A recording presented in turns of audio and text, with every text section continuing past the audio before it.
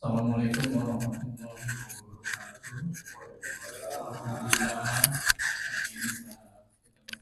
Bersama melaksanakan sholat subuh. Untuk selanjutnya kita akan bersama-sama mendengarkan tausiah. Alhamdulillah Ustaz Safarudin sudah ada di tempat. Dan pada pagi hari ini akan melanjutkan membahas tafsir surat Al-Infitar. Dan kepada para jemaah bersama-sama kita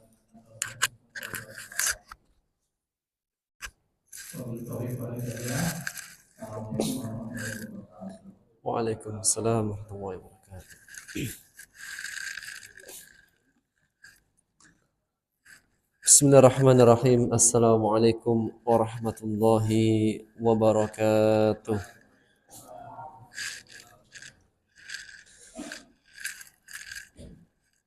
Innal hamdalillah nahmaduhu wa nasta'inuhu wa nastaghfiruh wa na'udzu billahi min shururi anfusina wa min sayyiati a'malina.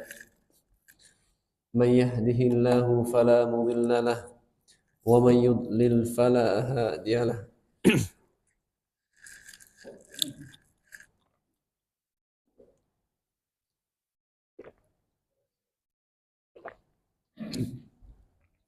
Asyhadu an la ilaha illallah wahdahu la syarika lah wa asyhadu anna Muhammadan abduhu wa rasuluhu la nabiyya wa la rasula ba'dahu amma ba'd.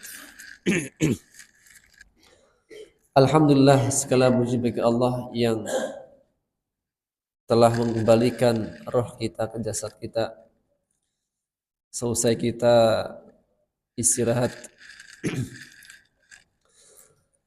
Malam kita jadikan sebagai tempat istirahat. Alhamdulillahilladzi ahyana ba'dama amatana wa ilaihin nusyur. Alhamdulillah, segala puji bagi Allah yang telah menghidupkan kembali kita semuanya setelah kita mati sebelumnya, dan hanya kepadanya lah kita akan kembali.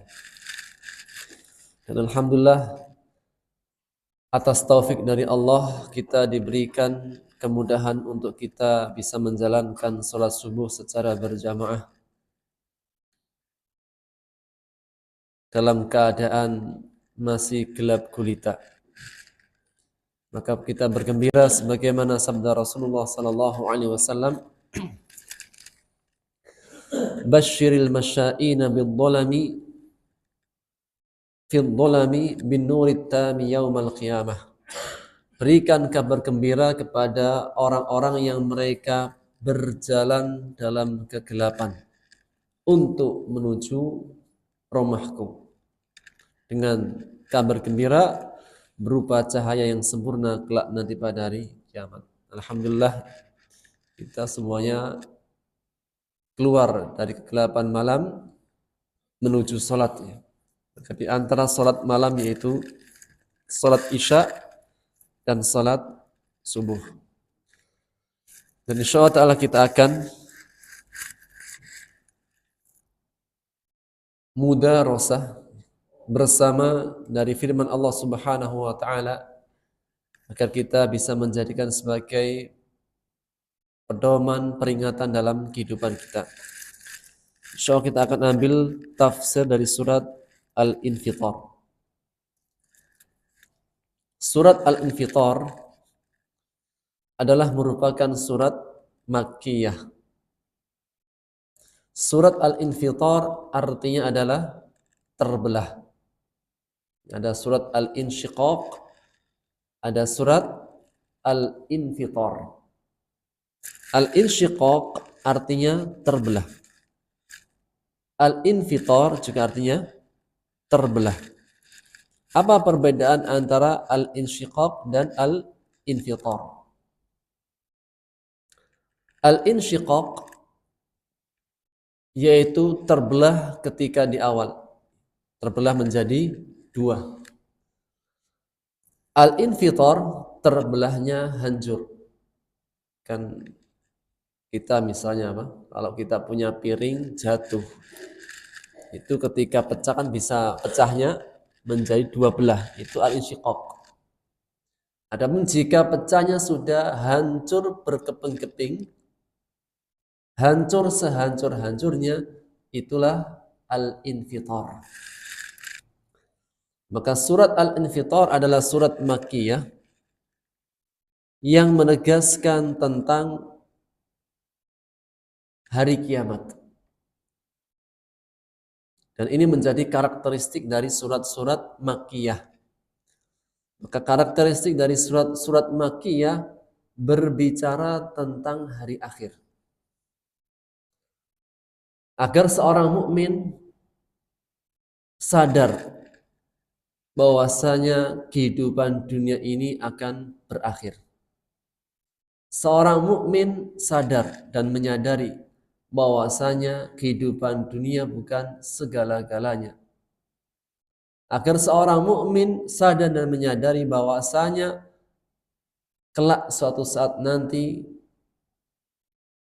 seluruh hamba Allah, seluruh makhluk akan menghadap Allah Subhanahu wa taala, itulah negeri akhirat. Maka untuk memasuki pintu akhirat, maka dengan adanya hari kiamat. Dan di antara hari kiamat kecil pada setiap diri kita adalah kematian kita. Man mata faqad qamat qiyamatuhu. Barang siapa yang ia wafat, sungguh telah tegak kiamatnya, yaitu kiamat terhadap dirinya. Adapun hari kiamat besar, itulah hari yang Allah janjikan, yang tidak ada yang mengetahui kapan terjadinya.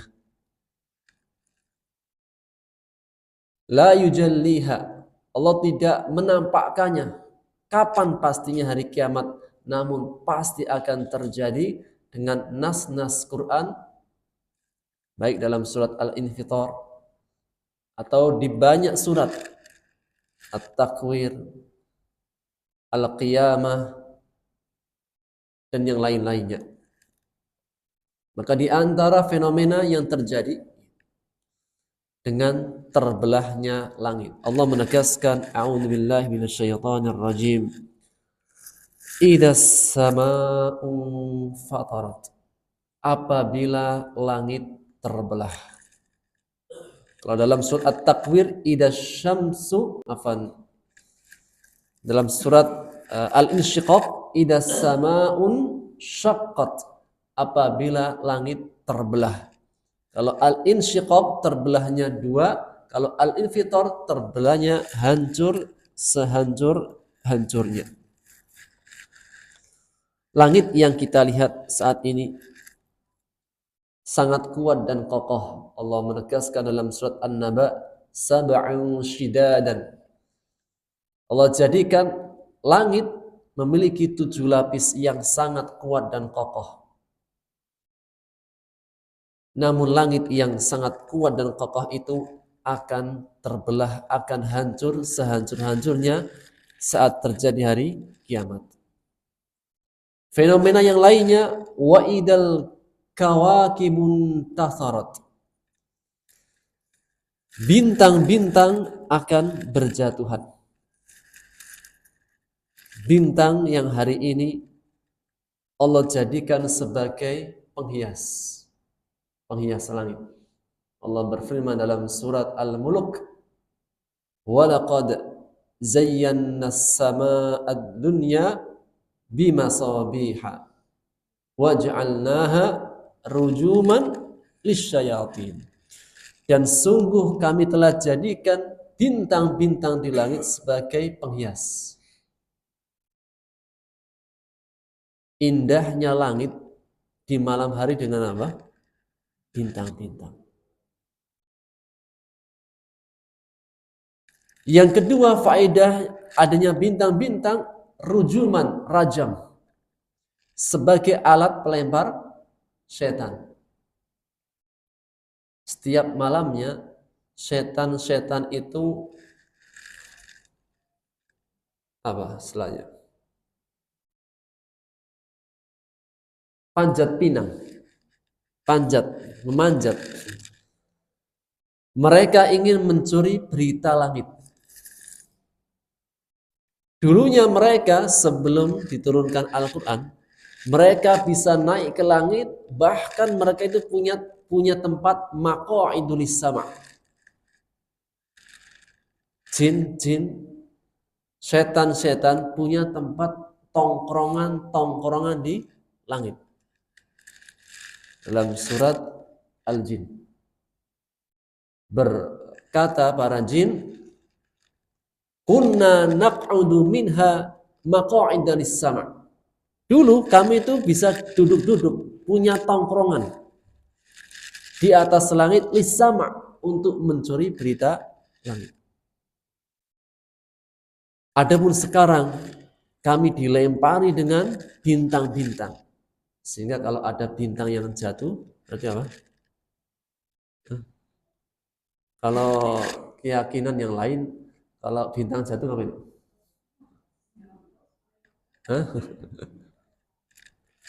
Kalau dengan nas Quran, jika ada bintang yang jatuh, berarti ada setan yang dilempar dengan bintang.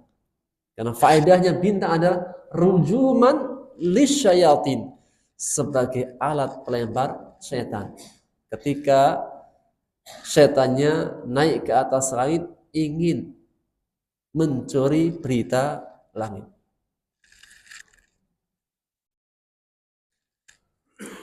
Setelah diturunkan Al-Quran, maka Allah jadikan bintang-bintang sebagai alat pelempar setan.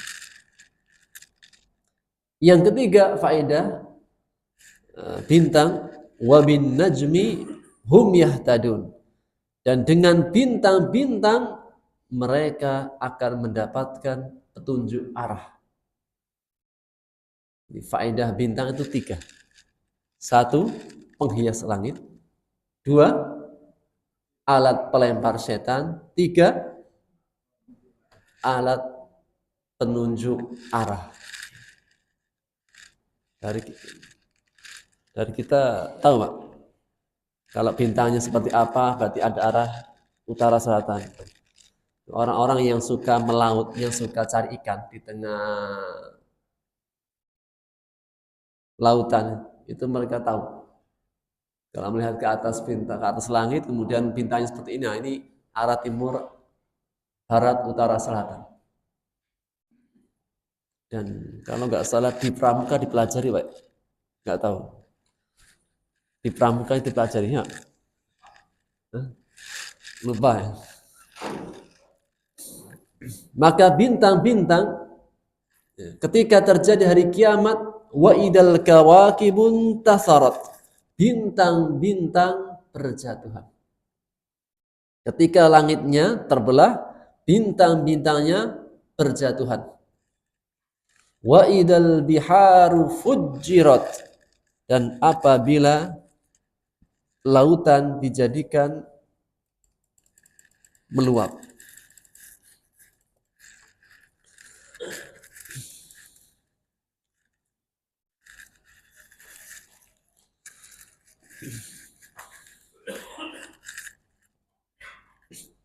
Setiap hari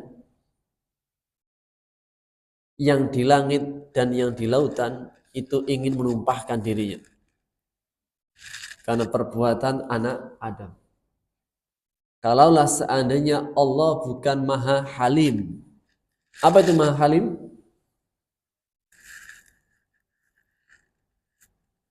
Maha Halim yaitu santun, Maha Penyantun. Apa Pak makna Maha Santun? Apa maknanya?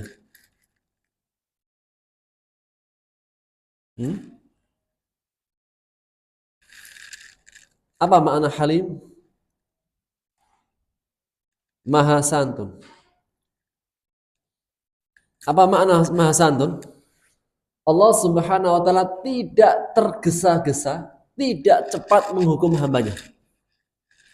Setiap harinya lautan maupun yang ada di langit itu sudah minta izin jika apa dia ingin menumpahkan kepada anak Adam di daratan.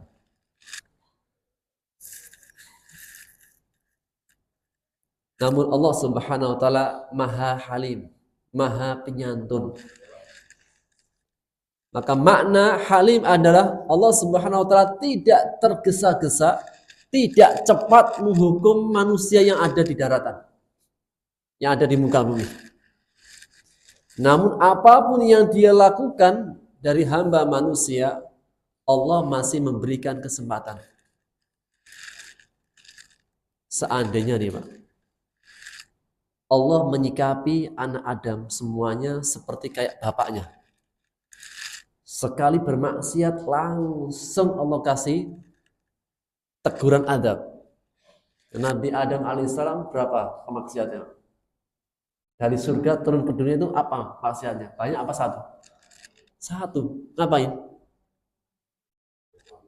Makan pohon khuldi.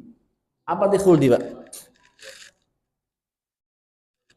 Makan buah khuldi. Apa itu khuldi? Khuldi itu khalidina fiha. Kekal. Jadi iblis itu menamakan buah kemaksiatan dengan buah kekekalan. Wahai Adam, ada loh buah apa? Buah kekal. Padahal aslinya adalah buah kemaksiatan. Itulah iblis. Menamakan sesuatu yang buruk dengan nama yang baik. Minuman keras apa namanya, Bu? Bir. Apa arti bir? Kebaikan. Riba apa namanya? Bunga.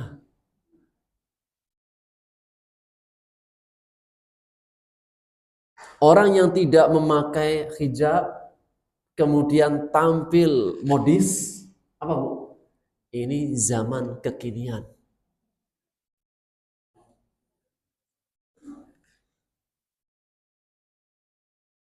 Anak muda yang saat ini Pak, anak muda itu dinamakan Gen Z katanya. Padahal Pak, itu kemunduran apa kemajuan? Tapi dinamakan dengan nama-nama yang indah. Itulah garapan setan. Sesuatu yang buruk dijadikan indah. Sesuatu yang buruk dinamakan dengan nama-nama yang indah. Itulah sama kayak dengan apa? Ketika menjebak Adam itu dinamakan, wahai Adam, namanya syajaratul khuldi. Ini buah kekekalan. Padahal aslinya buah kemaksiatan. Sekali dimakan Adam langsung turun ke bumi. Seandainya Allah menyikapi anak Adam dengan sikap bapaknya, kira-kira di muka bumi masih ada manusia? Sekali berbuat salah, langsung kena siksanya. Sekali berbuat salah, langsung ada tandanya. Makan gorengan 3, bilangnya 1. Kan dosa Pak, langsung kelihatan benjolan di kepalanya. Wah, Bapak makan gorengan 3 ya, itu benjolannya ada kan. Jadi seandainya Allah tampakkan akibat dosa langsung, mungkin apa? Manusia itu saling menjauh. Oh, ada benjolan di kepalanya, ini pasti dosa ya kemarin ya. Namun Allah Halim, Allah Maha Penyantun, Allah Maha Sabar. Yang tidak sholat, makan nggak hari ini? Misalnya ada yang nggak sholat, makan nggak dia hari ini? Makan. Minum? Minum.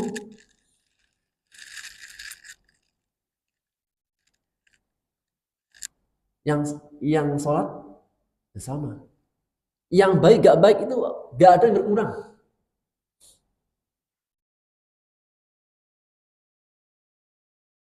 Yang korupsi bisa naik mobil gak? Bisa. Malah bukan mobil Avanza, langsung sport. Yang nggak korupsi sama.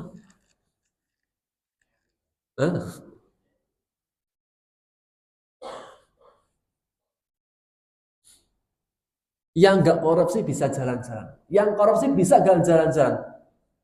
Justru jalan-jalan jauh. Yang nggak korupsi paling ke Ancol, Taman Mini, Taman Safari. Yang korupsi langsung ke Eropa.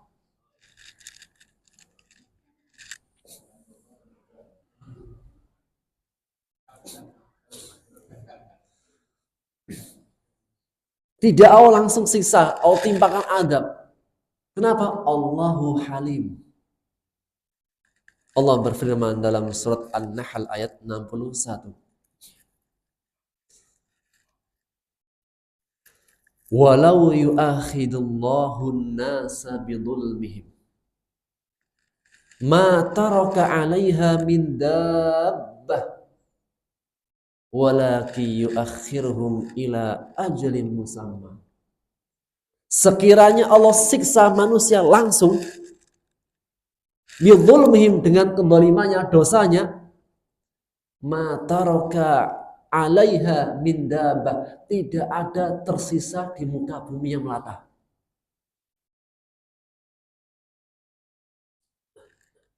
Akan tetapi Allah tangguhkan sampai waktu yang telah ditentukan. Dan apabila sudah datang ajal mereka, tidak akan bisa dimajukan, dimundurkan. Nah, itulah baru apa? Baru Allah tetapkan hukumannya.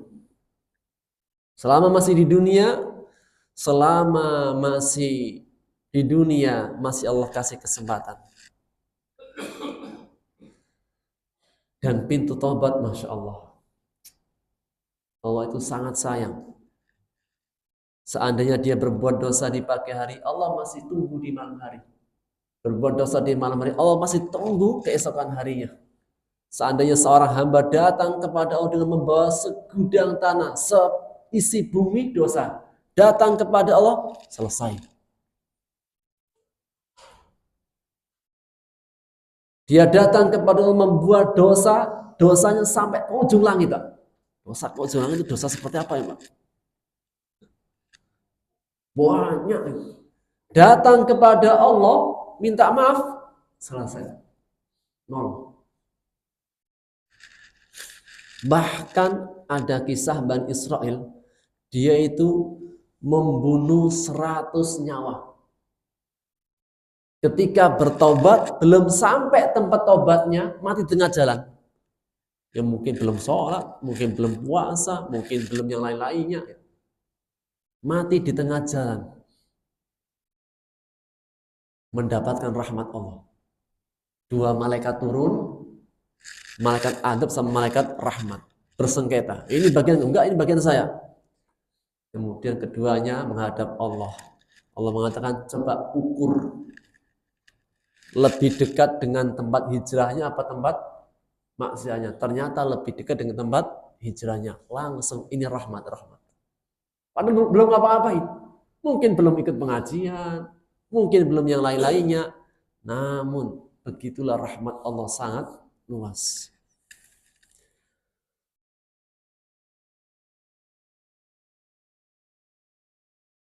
Wa idzal biharu fujirat. Apabila lautan menjadi meluap.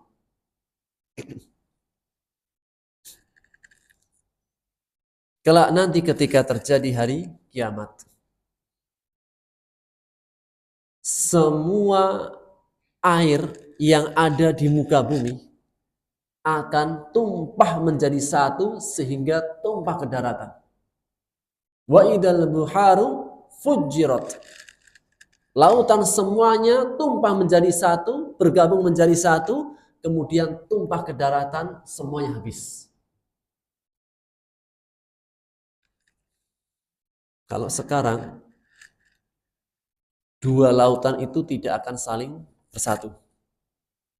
Wa ja'ala bainal bahraini hajiza. Kami jadikan 2 lautan ada pembatasnya. Lautan dan sungai itu tidak akan pernah bercampur. Dan ini terbukti secara penemuan bahwasanya air laut itu tidak akan bercampur dengan air sungai, ada pembatasnya sampai ke dasar-dasarnya. Kalau logika kita kan ya nggak mungkin. Kalau bertemu laut dan sungai pasti apa? Ya kecampur. Kemudian mana yang banyak dia yang akan mengalahkan. Tapi enggak. Menjadi sunnatullah bahwasanya air laut dan air sungai tidak akan bercampur. Allah jadikan ada pembatasnya. Namun ketika hari kiamat keduanya tumpah menjadi satu, dijadikan meluap, kemudian tumpah kepada manusia.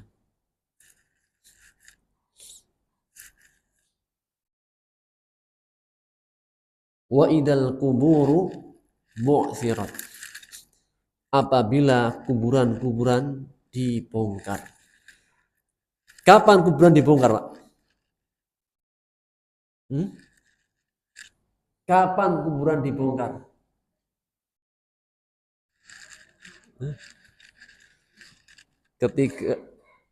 Ketika kena jalur jalan tol.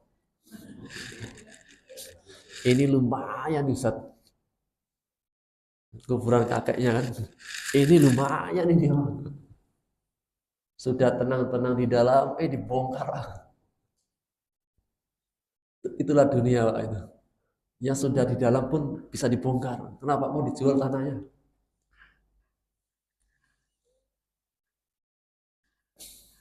Dulu punya kuburan keluarga gitu. Dulu tanahnya belum ada harganya. Sekarang apa? Sudah jadi kota. Mau dijual mahal ya. Akhirnya apa? Dibongkar. Namun pembongkaran di sini adalah pembongkaran hari kiamat. Wa idal kuburu bu'sirat. Apabila kuburan-kuburan dibongkar. Semua yang dulunya di dalam tanah, dan itu menjadi sunnatullah. Allah menciptakan manusia dari tanah. Kemudian ia akan dikembalikan ke dalam tanah. Dan ia akan dibangkitkan dari tanah. Tanah itu di atas apa di bawah? Bawah, yang kita injak-injak. Jadi sifat manusia asalnya adalah sifat tanah. Makanya orang kalau sudah mau mati baunya apa? Kalau orang sudah mau mati bau apa? Bau tanah nih Pak. Manusia sifat asalnya atau bahan asalnya adalah tanah. Tanah itu di bawah kita injak-injak. Namun ironisnya masih ada manusia-manusia berlagak kayak sifat langit. Sifat langit apa? Tinggi, merasa saya sombong, congkak, merasa paling.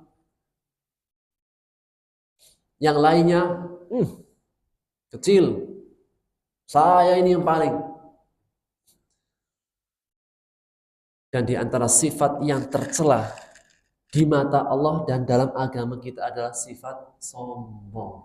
Apa itu sombong? Menolak kebenaran dan meremehkan manusia.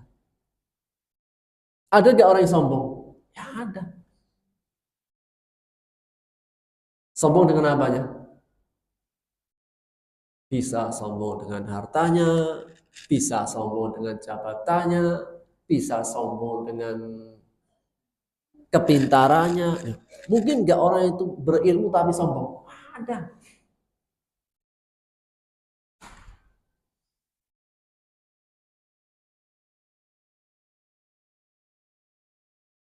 Sombong itu adalah selendangnya Allah. Kalau Allah sombong, pantas. Karena semuanya milik Allah. Kalau manusia, ini pinjaman semuanya, Pak. Namanya kalau punya apa? Kalau barang pinjaman, barang yang dia miliki, barang pinjaman, titipan, berat sombong nggak Pak? Dia ngontrak rumah gede, rumah saya nih, itu nggak pantas. Kenapa? Bukan miliknya. Ada nggak sopir sombong? Sopir Alphard sombong? Enggak, dia nggak merasa milik, ini bukan milik saya sopirnya saya. Kalau Allah sombong, pantas. Semuanya milik Allah. Maka Allah mengatakan apa? Al-kibriya uridai. Sombong itu selendangku. Barang siapa yang sombong, dia telah menanggalkan selendangku. Dia mencopot. Maka aku akan masukkan adkhaltuhun nar, aku akan masukkan ia ke dalam api neraka. Dan bahkan orang-orang yang sombong, Pak, nanti ketika dibangkitkan itu kecil-kecil, yang lainnya besar-besar, dia paling kecil, diinjak-injak sebagai bentuk balasan. Ketika di dunia dulu apa? Merasa paling besar, paling tinggi, padahal dia tidak bisa menembus langit maupun menembus ke dalam bumi. Ketika nanti hari kebangkitan, Allah bangkitkan dalam keadaan kecil-kecil sebagai bentuk balasan yang setimpal. Sehingga ada seorang penyair mengatakan, bertawadhu'lah, rendah hati, seperti bintang. Bintang itu di atas. Tapi bintang itu kelihatan di permukaan air laut. Jadi kita kalau main ke laut malam hari, Pak, di pinggir pantai, itu melihat di permukaan laut ada bintang-bintang. Jadi kelihatannya itu di bawah. Padahal orang yang melihat bintang di permukaan laut itu yakin seyakin-yakinnya bintangnya di mana? Di atas. Dan jangan menjadi seperti kayak asap. Asap, Pak. Asap apa biasanya? Biasanya asap apa, Pak? Asap ahli hisab. Asapnya ahli hisab. Asap itu dia merasa tinggi, naik ke atas dengan sendirinya, padahal gak ada yang angkat. Asap itu bermanfaat gak? Masih ya, andai kata ada kecil, nggak ada. Asap itu malah dibuang kan? Dibuang. Atau ada orang masak kan nggak mungkin dimasukkan ke dalam rumah, exhaust dikeluarkan, nggak ada gunanya, mengganggu. Tapi ini asap, dia merasa dirinya tinggi, terbang, padahal nggak ada yang angkat. Itulah apa? Gambaran seperti orang yang sombong. Nggak ada yang ngangkat, merasa dirinya paling hebat.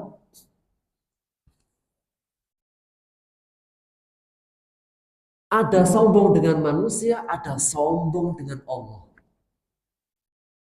Sombong dengan manusia, yang lainnya dipandang kecil. Apa sih? Dikasih tahu yang benar, nggak mau. Kamu siapa? Baru di khitan kemarin sudah ngasih yang tua. Baru bau kencur sudah ngasih tahu orang tua. Itu sombong, Pak. Kalau memang itu kebenaran yang baik, ya ambil.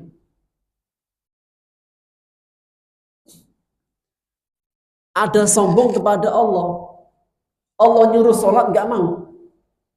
Berarti apa? Dia merasa lebih tinggi daripada Allah. Kalau ada hamba, karyawan, anak buah lah itu, disuruh sama atasannya pergi beli kopi, nggak mau saya. Kalau ada karyawan seperti ini, itu bos gitu nggak? Ada anak buah gitu, karyawan, tolong mas belikan kopi gitu kan. Loh, kok saya disuruh? Saya nggak mau. Kira-kira nih karyawan diapakan? Hah? Hah? Nggak dipecat, Pak. Nggak dipecat. Besok libur. Buat kamu libur terus-menerus pokoknya deh. Libur Pak? Iya, libur terus-menerus. Terserah deh pokoknya. Maksudnya dipecat secara halus.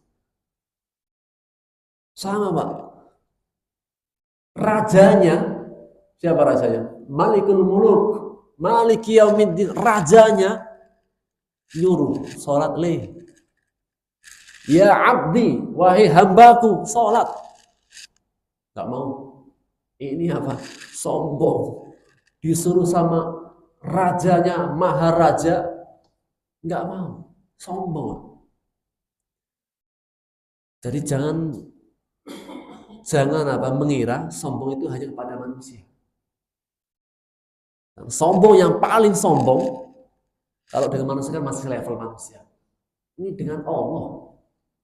Sombong yang paling sombong itu jika Allah merintahkan si hambanya makhluknya ini, kemudian dia nggak mau.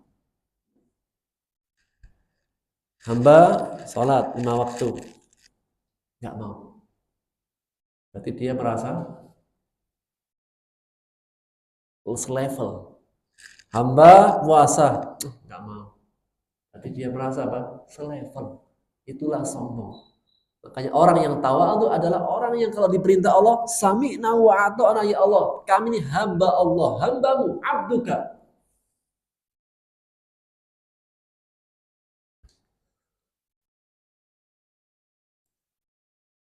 Wa idal kubur mu'sirat. Apabila kuburan-kuburan dibongkar. Ngapain? Hidup lagi, Pak.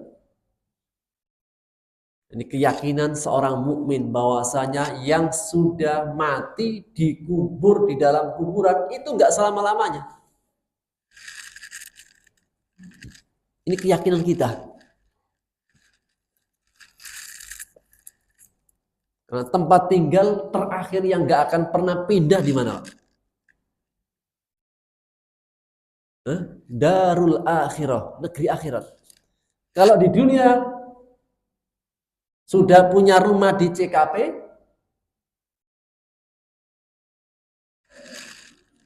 punya uang lebih yang tak berseri, gimana Pak? Pindah orang? Ada yang lebih luas, lebih asri lagi, lebih tinggi. Sudah punya rumah, uangnya masih banyak.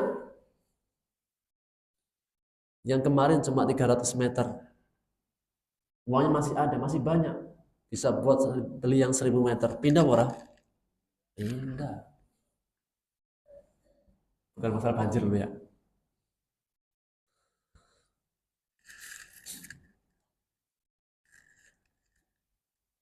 Jangankan yang masih hidup Pak tadi kan, yang mati saja kalau ada pembangunan tol di mana? Dipindah. Itu apa? Di dunia Pak. Kenapa dipindahkan kuburannya? Kena pembangunan tol. Lumayan Pak Ustaz. Dapat kompensasi. Dibongkar Pak. Tapi apa? Alamat yang tidak akan pindah selama-lamanya adalah darul akhirah. Dan nggak mau pindah.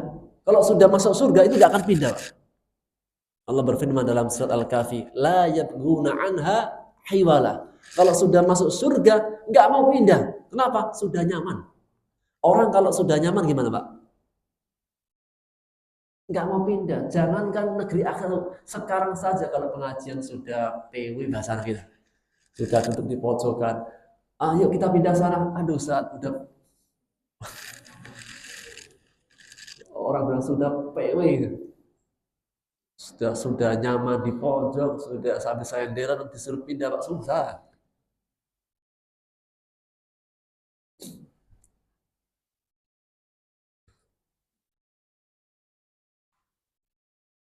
Sehingga dalam keyakinan kita, kelak nanti yang sudah hidup di alam kubur yang begitu lama, berapa tahun di kuburan? Ya masing-masing dengan tanggalnya kan.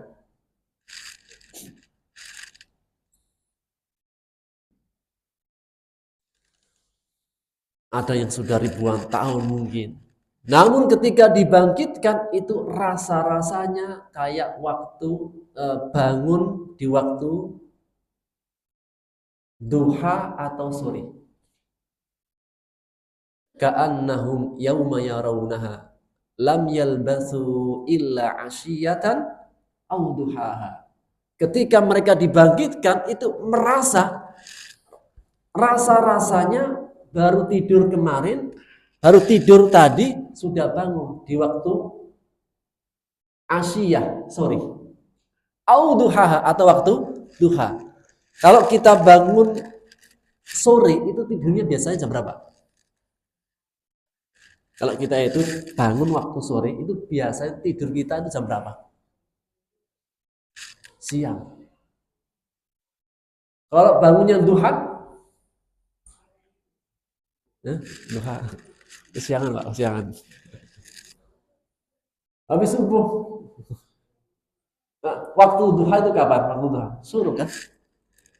Ketika matahari sudah naik seujung tombak atau anaknya onta itu kepanasan. Biasanya orang itu bangun waktu duha, kapan tidurnya? Malam ya? Berarti apa? Dia ketika dibangkitkan rasa-rasanya setengah hari tadi kan tidur siang atau semalam sudah bangkit di atas permukaan bumi.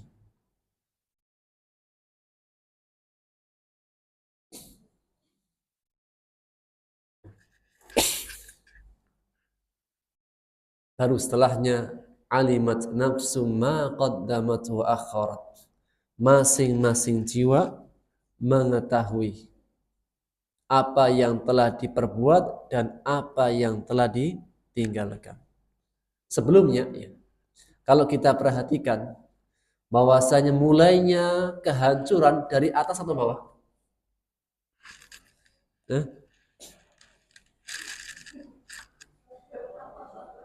Kehancuran mulai dari atas atau bawah?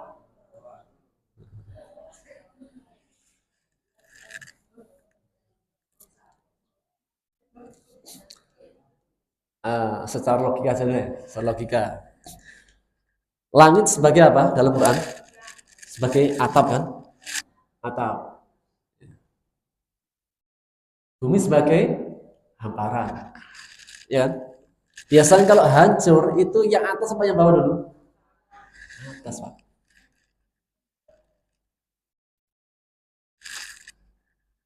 Ya kan? Kalau ada gempa yang dahsyat itu yang hancur yang mana dulu? Atas. Itu sunatullah. Sehingga ketika hari kiamat pun demikian, yang hancur dulu langitnya terbelah, bintang-bintangnya berjatuhan. Lalu setelahnya apa? Yang bawah-bawah lautnya ditumpahkan menjadi satu. Yang dulunya laut itu dan laut zaman sungai tidak bersatu sekarang ditumpahkan jadi satu. Atau dalam ayat lain, wa idal biharu su'irat. Dan apabila lautan dijadikan meluap, kalau fujirat itu yang tumpah airnya, su'irat mengeluarkan api. Pertanyaan Pak, kok bisa? Ketika tumpah air keluar api. Api kalau kena air mati apa?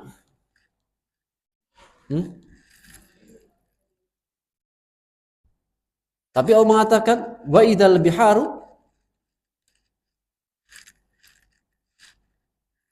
sujjirat dalam surat At-Takwir. Dalam surat At-Takwir ayat 6. Wa idzal biharu sujjirat. Kalau fujirat itu kalau fujirat dia itu apa? tumpah airnya tumpah jadi satu, kemudian tumpah ke daratan. Kalau sujirat dalam surat Takwir ayat 6, itu tumpah mengeluarkan api. Pertanyaannya, dari mana apinya?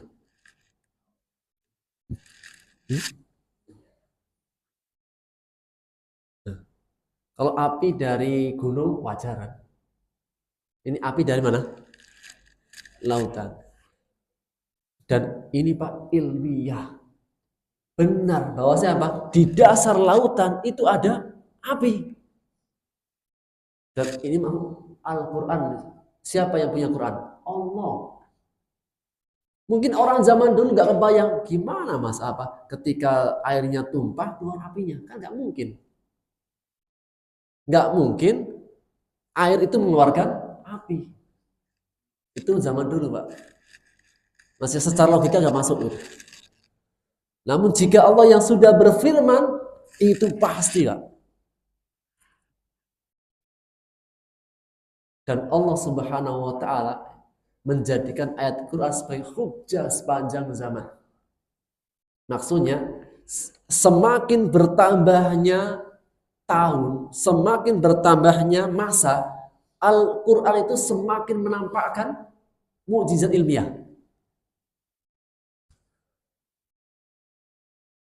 Dan benar tadi kan, bahwasanya di dasar lautan yang paling dasar itu ada api. Dan sudah ditemukan. Benar, di paling dalam itu ada api.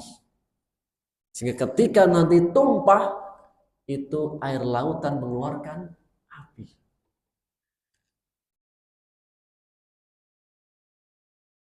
Ya, mukjizat ilmiah dari Al-Quran kan. Sehingga ada orang itu yang masuk Islam bukan karena dakwahnya Ustaz, tapi apa?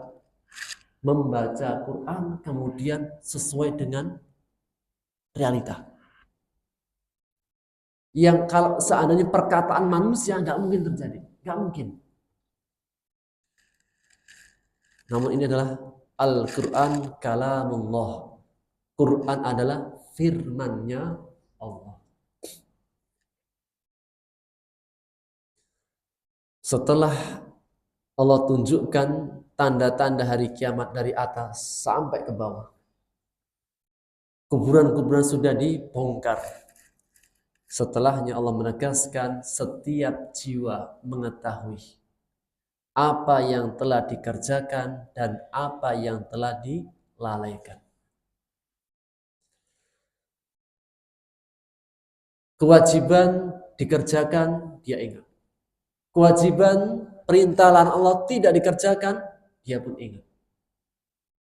Kapan itu? Setelah seorang hamba diberikan kitabnya. Manusia itu tabiatnya Pak, suka ingat apa suka lupa? Kecuali yang dihutangin. Ingat terus Pak, benar. Andai kata dulu pernah dipiutangi waktu SMP sampai dia punya cucu masih ingat, oh dulu si fulan itu apa pernah punya utang sama Mbah. Padahal apa ketika dia masih SMP. Selain itu sering lupa. Makanya ada ungkapan seorang mengatakan al-insanu mahalul khata' wan nisyan. Manusia itu tempatnya salah dan lupa. Bu, pernah gak dijanjiin para bapak-bapak suami? Pernah gak dijanjiin? Kemudian lupa. Dimaklumi Bu, kenapa manusia itu tempatnya salah dan lupa.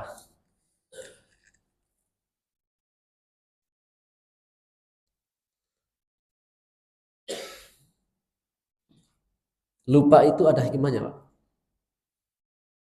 Lupa ada hikmahnya gak? Lupa itu ada kebaikannya nggak? Ada Pak. Seandainya tidak ada penyakit lupa Pak, manusia akan terngiang-ngiang dengan rasa sakit.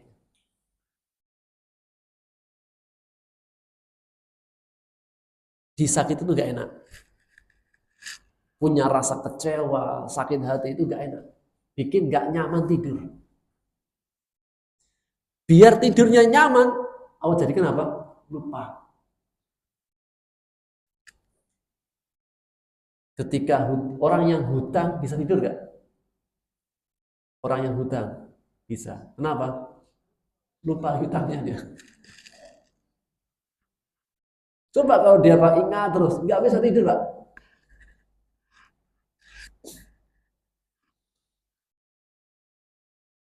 Sehingga lupa itu ada hikmahnya.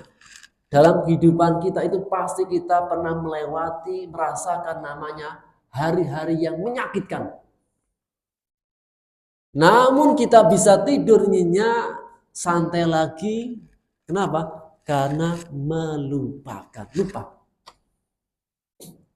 Jadi lupa itu ada hikmahnya. Tapi kalau sering lupa, hari ini lupa, besok lagi lupa, bawa kacamata di atas kepalanya, lupa cari-cari mana saya. Nggak tahu di mana, di atas kepala. Kalau sudah kayak gini namanya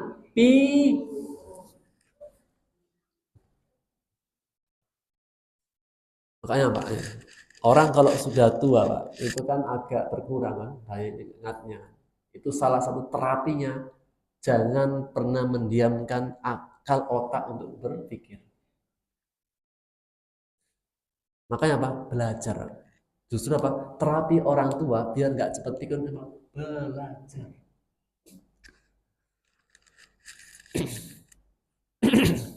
Belajar Quran.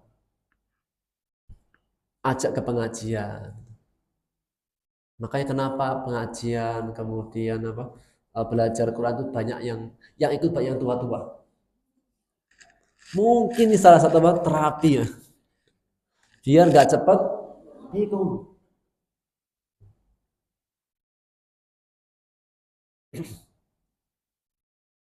Maka berbahagialah ketika sudah di usia senja masih ingin belajar. Ini apa? Salah satu penjagaan diri sendiri. Gitu Pak ya. Jadi yang sudah tua-tua itu yang merasa saja sih. Belajar. Dan sebaik-baik belajar adalah belajar firman Allah. Sudah tua mau ngapain? Mau melamar kerja pun orang pun mikir-mikir, masa orang tua mau melamar kerja kan? Khawatir masuknya 2 hari, izinnya 1 pekan. Belum lagi kalau di kantor banyak batuknya daripada diamnya. Sudah gitu Pak, kalau dulu masa muda kan baunya harum, seger gitu Pak. Kalau sudah tua kan baunya Pak, minyak nyong-nyong, GPU, balsem. Kalau bagi anak muda, aduh, balsem lagi.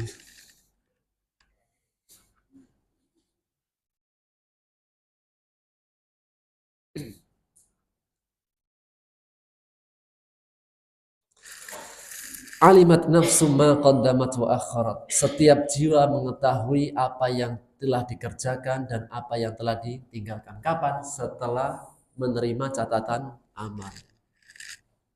Semua terekam. Semua itu ada catatannya. Kita berucap, kita berbuat, melainkan ada malaikat raqibun atid. In kullu nafsin lamma 'alaiha hafiz surat Tariq. Tidaklah setiap jiwa melainkan ada penjaganya, malaikat. Jadi Pak, setiap dari kita Pak punya bodyguard. Jadi kok saya takut dengan setan? Kenapa? Kita juga ada malaikatnya. Ngapain? Nyatetin. Jadi yang makan gorengan 3 bilangnya 1 itu enggak. Ada catatan malaikat. Dulu bilangnya 1 makanya 3. Ada catatannya nih. Jam sekian sama si fulan. Jangankan Pak ilmunya Allah, sekarang saja kan luar biasa. Ada CCTV.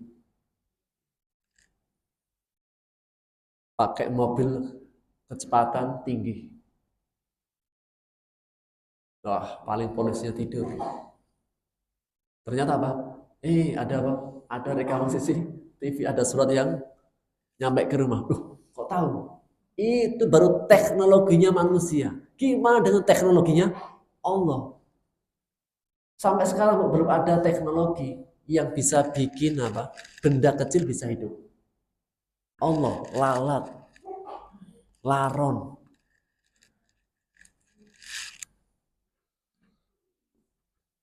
Ada kelapa di atas, dalamnya ada airnya. Itu gimana teknologinya, Pak? Kelapa kan keras itu. Kemudian di atas lagi. Itu kok ada isi airnya, itu siapa yang isi? Itu teknologi apa itu, Pak? Dipikir-pikir, Pak, sampai tua pun dia gak akan ketemu. Udah gak usah terlalu dipikir-pikir, udah kata Allah gitu ya sudah gitu.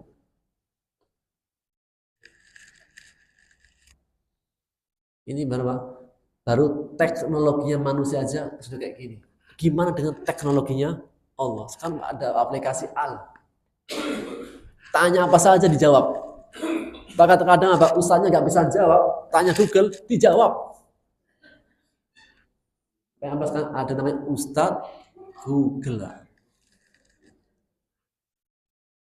Ustadz, ini gimana? Oh, bentar dulu. Cek dulu. Oh, enggak tahu saya.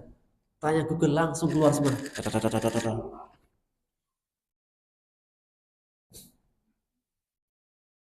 Google Map, Pak. Mau kemana? Ke Bandung. Lurus 300 meter belok ke kanan. Pokoknya diarahkan gitu. Ikuti Google, Pak, nyampe ke sawah. Jadi ternyata Pak, Google ini dia memberitahukan, tapi tidak bisa memberitahu tempat yang aman. Asalkan tempat yang paling dekat ditunjukkan. Nggak tahu jalannya setapak. Sampingnya kali, ini tengah hutan. Itu masih pengalaman saya pribadi, Pak. Pas pulang ke Jawa Timur nggak pernah kan, pakai Google Map. Dilarikan di tengah hutan. Kayak banyak dikir, astagfirullah, astagfirullah, sambil nyetir, astagfirullah. Nah di tengah hutan Pak, kalau kebegal udah gak ada siapa-siapa.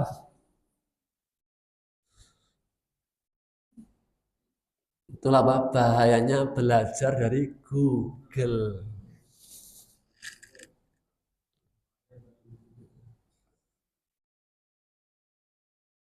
Tetap maksudnya belajar itu sama manusia, sama ahlinya.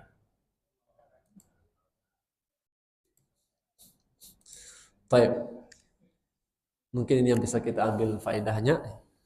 Kita batasi sampai alimat nafsum ma qaddamat wa akhar. Hal ini menegaskan tujuan adanya hari kiamat ngapain? Pembalasan. Kalau di dunia Pak, ya ada pembalasan Allah, tapi Pak itu bukan pembalasan yang sempurna, yang sebenarnya. Yang baik maupun nggak baik sama-sama hidup. Yang soleh sama yang nggak soleh sama-sama hidup. Yang sholat sama yang nggak sholat sama-sama hidup nggak? Sama-sama hidup.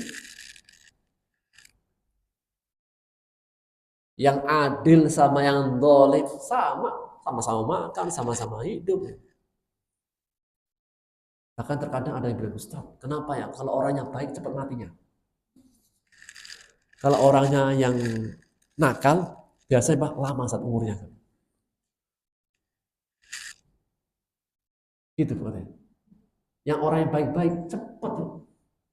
Ini bukan aku nakuti ya. Bukan aku nakuti. Kalau yang nakal-nakal biasanya panjang umur.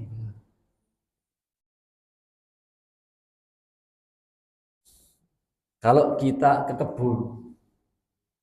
kebun, taman bunga nih Bu. Kemudian kita disuruh silahkan ambil bunga untuk dibawa pulang. Kira-kira kalau ibu melihat bunga-bunga yang banyak, ambil bunga yang paling bagus apa yang jelek?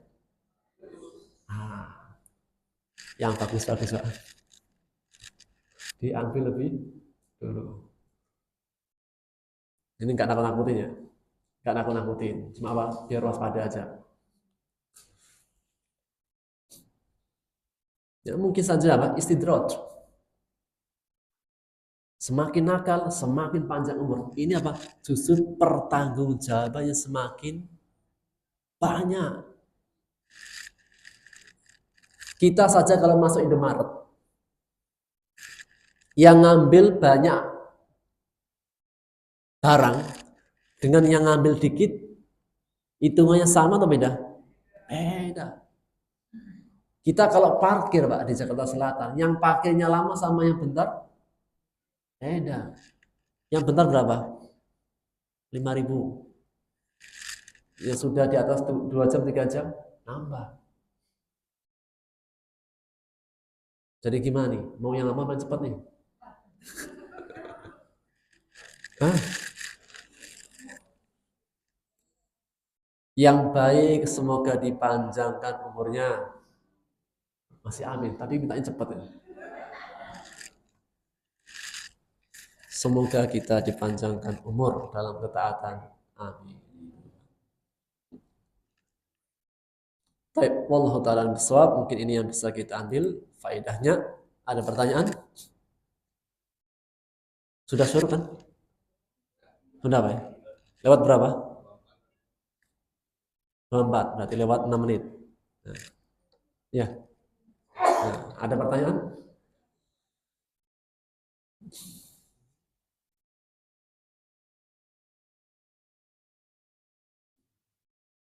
Surat Al-Infitor ayat 1 sampai 5. Insyaallah berikutnya kita akan lanjutkan di pertemuan yang akan datang. Wallahu ta'ala bisawab. Kita cukupkan pertemuan kita pada pagi hari ini. Semoga kita semuanya diberikan ilmu yang bermanfaat, ilmu yang bisa kita jadikan sebagai pedoman dalam kehidupan kita, dan kita diberikan taufik untuk mengamalkan apa yang kita pelajari. Dan itulah di antara tanda ilmu bermanfaat, ilmu berkah. Ilmu yang bermanfaat, ilmu yang kita ketahui, kita bisa mengamalkan. Kalau ilmu yang kita ketahui tidak kita amalkan, belum menjadi ilmu yang bermanfaat. Subhanaka wa bihamdika asyhadu an la ilaha illa anta astaghfiruka wa atubu ilaik. Assalamualaikum warahmatullahi wabarakatuh.